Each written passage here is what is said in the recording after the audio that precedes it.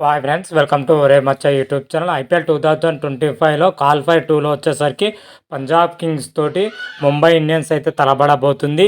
ఈ మ్యాచ్లో ఎవరు గెలిస్తే మాత్రం అయితే వాళ్ళు ఫైనల్ చేరే అవకాశం ఉంటుంది. మిగిలిన జట్టు ఎటు పోతుంది అన్న విషయాల గురించితో పాటు ఈ మ్యాచ్లో వచ్చేసరికి ఈ జట్ల యొక్క ప్లేయింగ్ లెవెన్ ఎలా ఉంది, ఏ విధంగా ఉంది, అసలు బలాలు ఏంటి, బలహీనతలు ఏంటి, ఈ మ్యాచ్ వచ్చేసరికి ఎక్కడ జరగబోతుంది, అక్కడ పిచ్ రిపోర్ట్ ఎలా ఉండబోతుంది, మ్యాచ్ ప్రిడిక్షన్ ఏ విధంగా ఉండబోతుంది అనే వాటి గురించి పూర్తి డీటెయిల్ తెలుసుకునే ముందు మా ఛానల్ అయితే సబ్స్క్రైబ్ చేసుకోండి. పక్కన ఉన్న బెల్ ఐకాన్ మాత్రం అయితే క్లిక్ చేసి పెట్టుకోండి. ఫర్దర్గా మేము వీడియోలో అప్లోడ్ చేసాం, మీకు నోటిఫికేషన్ వస్తుంది. ఐపీఎల్ 2025లో వచ్చేసరికి ప్లే ఆఫ్ మ్యాచ్లో ఇప్పటికే ఎలిమినేటర్ మ్యాచ్తో పాటు క్వాలిఫైర్ 1 అయితే కంప్లీట్ అవ్వడం జరిగింది. మొదటిగా క్వాలిఫైర్ 1లో చూసుకుంటే పంజాబ్ కింగ్స్ పైన రాయల్ ఛాలెంజర్స్ బెంగళూరు అద్భుతమైన విజయం సాధించి ఫైనల్కి అయితే దూసుకెళ్లడం జరిగింది. అదేవిధంగా ఎలిమినేటర్ మ్యాచ్లో వచ్చేసరికి గుజరాత్ టైటన్స్ పైన ముంబై ఇండియన్స్ అద్భుతమైన విజయం సాధించి క్వాలిఫైర్ 2కి అయితే వెళ్ళడం జరిగింది. ఇప్పుడు క్వాలిఫైర్ 2లో వచ్చేసరికి పంజాబ్ కింగ్స్తోనైతే ముంబై ఇండియన్స్ అయితే తలబడబోతుంది. ఈ మ్యాచ్లో ఎవరు గెలుస్తారో వాళ్ళు మాత్రమైతే ఫైనల్కి వెళ్తారు. ఫైనల్లో వచ్చేసరికి రాయల్ ఛాలెంజర్స్ బెంగళూరుతోనైతే తలబడబోతుంది. మరి మ్యాచ్ మాత్రమైతే ఇరు జట్ల మధ్య ఓవర్ జరిగే అవకాశం ఉంది. ఎందుకంటే రెండు బలమైన జట్ల మధ్య పోరు మాత్రం చాలా ఇంట్రెస్టింగ్ కరంగా అయితే ఉండబోతుంది. ఇప్పటికీ ఎలిమినేటర్ మ్యాచ్ మాత్రం అయితే చివరి బంతికి అయితే నువ్వా నేనట్టయితే సాగింది. మరి క్వాలిఫైర్ 2 మ్యాచ్ వచ్చేసరికి ఎలా జరుగుతుంది, ఏ విధంగా జరుగుతుంది అనేది చూడాలి.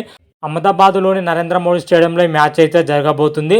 మరి మ్యాచ్లో ఇరు జట్ల యొక్క ప్లేయింగ్ లెవెన్ ఎలా ఉంది, ఏ విధంగా ఉంది, అసలు బలాలు ఏంటి, బలహీనతలు ఏంటి అనేది అయితే క్లియర్ కట్గా అయితే తెలుసుకుందాం. మొట్టమొదటిగా చూసుకుంటే ముంబై ఇండియన్స్ విషయానికి వచ్చినట్టయితే ముంబై ఇండియన్స్ ఈ సీజన్లో అద్భుతమైన ప్రదర్శనతోనైతే ప్లే ఆఫ్లోకి అయితే దూసుకురావడం జరిగింది. ప్లే ఆఫ్లో వచ్చేసరికి తొలి ఎలిమినేటర్ మ్యాచ్లో వచ్చేసరికి గుజరాత్ టైటన్ పైన 20 పరుగుల తేడాతోనే అద్భుతమైన విజయం అయితే అందుకుంది. ఆ మ్యాచ్ మాత్రం అయితే చివరి బంతి వరకు అయితే నువ్వా నేనట్టు అయితే సాగింది. చివరికి మాత్రమైతే జస్ప్రీత్ బుమ్రా, ట్రెంట్ బోల్ట్, అదేవిధంగా రిచర్డ్ గ్లాసన్ అయితే డెత్ ఓవర్లో అద్భుతంగా రాణించడంతో అయితే విజయం దక్కింది. అదేవిధంగా ఈ మ్యాచ్లో వచ్చేసరికి ముంబై ఇండియన్స్ బ్యాటింగ్లో కానీ బౌలింగ్లో అద్భుతంగా రాణించడంతో అయితే విజయం దక్కిందని కూడా చెప్పుకోవచ్చు. అదేవిధంగా గుజరాత్ టైటన్ ఓడిపోవడానికి అటు బ్యాటింగ్లో కానీ బౌలింగ్లో కానీ అనుకున్నంత స్థాయిలో అయితే రాణించలేకపోయింది. అదేవిధంగా ఫీల్డింగ్లో కొన్ని క్యాచ్లు అయితే జార విడిచడం జరిగింది. అదే వాళ్ళకి కొంప ముంచిందని కూడా చెప్పుకోవచ్చు. అందుకే గుజరాత్ టైటన్స్ అయితే ఓడిపోయి ఇంటి ముఖం పట్టడం జరిగింది. అయితే మ్యాచ్లో అద్భుతమైన విజయం సాధించే ముంబై ఇండియన్స్ అయితే క్వాలిఫైర్ 2కి అయితే వెళ్ళడం జరిగింది. క్వాలిఫైర్ 2లో వచ్చేసరికి పంజాబ్ కింగ్స్తో అయితే తలబడబోతుంది. ఇప్పటికే ముంబై ఇండియన్స్ పైన పంజాబ్ కింగ్స్ అయితే గెలవడం జరిగింది. దాని ప్రతీకారం తీర్చుకుంటుందా లేదా అయితే చూడాలి. అయితే పంజాబ్ కింగ్స్తో జరగబోయే మ్యాచ్లో మరి ముంబై ఇండియన్స్ యొక్క ప్లేయింగ్ లెవెన్ ఎలా ఉంది, ఏ విధంగా ఉంది, ఏమైనా మార్పులు చేసే అవకాశం ఉన్నాయా లేవా అయితే చూసుకుందాం. ప్లేయింగ్ లెవెన్లో చూసుకుంటే ఎటువంటి మార్పులు లేకుండానే బరిలో దిగే అవకాశం అయితే క్లియర్ కట్గా అయితే కనిపిస్తుంది. గత మ్యాచ్లో ఏ విధంగా ఉందో సేమ్ అదే విధంగా అయితే బరిలో దిగే అవకాశం అయితే కనిపిస్తుంది. ప్లేయింగ్ లెవెన్లో చూసుకుంటే Rohit Sharma, Jonny Bairstow, Suryakumar Yadav, Tilak Varma, Hardik Pandya, Naman Dhir, Mitchell Santner, Raj Bawa, Trent Boult, Jasprit Bumrah, Richard Gleeson, Ashwani Kumar వచ్చేసరికి ఇంపాక్ట్ ప్లేయర్గా ఆడే అవకాశం అయితే కనిపిస్తుంది. ఓవరాల్గా చూసుకుంటే ప్లేయింగ్ లెవెన్లో బలమైన బ్యాటింగ్తో పాటు బలమైన బౌలింగ్ లైనప్ అయితే ఉందని చెప్పుకోవచ్చు. మన గత మ్యాచ్ల్లో చూస్తేనే అర్థమవుతుంది. బ్యాటింగ్లో మాత్రం అయితే చాలా స్ట్రాంగ్ అయితే ఉండడం జరిగింది. ముఖ్యంగా జానీ బేస్టో అంది వచ్చిన అవకాశం అయితే సద్వినియోగం చేసుకోవడం జరిగింది. కేవలం 20 బంతుల్లోనే 48 పరుగులు అయితే చేయడం జరిగింది జానీ బేస్టో. అతని తోడుగా రోహిత్ శర్మ మాత్రం అయితే హాఫ్ సెంచరీతో రాణించడం జరిగింది. అతనితో పాటు సూర్యకుమార్ యాదవ్ కూడా రాణించడం జరిగింది. ఓవరాల్గా టాప్ ఆర్డర్ బ్యాట్మెన్ చాలా స్ట్రాంగ్ అయితే కనిపిస్తుంది. ఆ తర్వాత చూసుకున్న middle order batsmen Tilak Varma కానీ, హార్దిక్ పాండ్యా కానీ, నవన్దీర్ కానీ నెక్స్ట్ లెవెల్లో రాణించడం జరిగింది. అటు టాప్ ఆర్డర్ బ్యాట్మెన్ ఎంత స్ట్రాంగ్గా ఉందో మిడిల్ ఆర్డర్ బ్యాట్మెన్ కూడా అంతే స్ట్రాంగ్గా ఉంది. లోయర్ ఆర్డర్లో చూసుకుంటే మిచల్ శాంటినా కానీ, రాజు బావా కానీ, అదేవిధంగా ట్రెంట్ బోల్ట్ వంటి బ్యాటింగ్ ఆర్డర్ అయితే ఉండడం జరిగింది. ఓవరాల్గా చూసుకుంటే బ్యాటింగ్ డిపార్ట్మెంట్ అయితే ముంబై ఇండియన్స్ అయితే చాలా స్ట్రాంగ్ అయింది ఉందని కూడా చెప్పుకోవచ్చు. బ్యాటింగ్ డిపార్ట్మెంట్ ఎటువంటి లోపాలు అయితే కనిపించడం లేదు ముంబై ఇండియన్స్కి మాత్రమైతే. అదేవిధంగా బౌలింగ్లో చూసుకుంటే బ్యాటింగ్ ఎంత స్ట్రాంగ్ ఉందో దానికి మించి బౌలింగ్లో స్ట్రాంగ్ అయితే ఉండడం జరిగింది. ముఖ్యంగా ట్రెంట్ బోల్ట్, జస్ప్రీత్ బుమ్రా మాత్రం అటాకింగ్ నెక్స్ట్ లెవెల్లో ఉందని కూడా చెప్పుకోవచ్చు. వాళ్ళకు తోడుగా మిచెల్ శాంటినర్, అదేవిధంగా రాజ్బావా, అదేవిధంగా చూసుకుంటే రిచర్డ్ గ్లాసన్ వంటి బౌలింగ్ అటాకింగ్ అయితే ఉందని చెప్పుకోవచ్చు. గత మ్యాచ్లో చూసుకుంటే రిచర్డ్ గ్లాసన్ ఎంట్రీ ఇవ్వడం జరిగింది. ఎంట్రీ ఇచ్చిన మ్యాచ్లో 2 కీలకమైన వికెట్లు అయితే తీయడం జరిగింది కీలక టైంలో. అదేవిధంగా జస్ప్రీత్ బుమ్రా, ట్రెంట్ బోల్ట్ కూడా ఆకట్టుకోవడం జరుగుతుంది. ఓవరాల్గా బౌలింగ్ డిపార్ట్మెంట్లో కూడా ముంబై ఇండియన్స్ మాత్రం అయితే చాలా స్ట్రాంగ్ అయితే కనిపిస్తుందని చెప్పుకోవచ్చు. బలమైన పంజాబ్ కింగ్స్ను ఓడించాలంటే మన ముంబై ఇండియన్స్ మరోసారి సమిష్టి ప్రదర్శన చేస్తే ఈజీగా విజయం సాధించే అవకాశాలు అయితే మెండుగా కనిపిస్తున్నాయి. మరి విజయం సాధించి ఫైనల్లో అడుగు పెడుతుందా లేదా అయితే చూడాలి.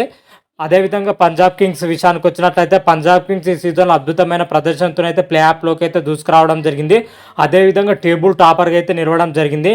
అనూహ్యంగా క్వాలిఫైర్ 1లో వచ్చేసరికి రాయల్ ఛాలెంజర్స్ బెంగళూరుతో జరిగిన మ్యాచ్లో ఘోరంగా అయితే ఓడిపోవడం జరిగింది. ఆ మ్యాచ్లో పంజాబ్ ఓడిపోవడానికి ప్రధాన కారణం బ్యాటింగ్ వైఫల్యం అని చెప్పుకోవచ్చు.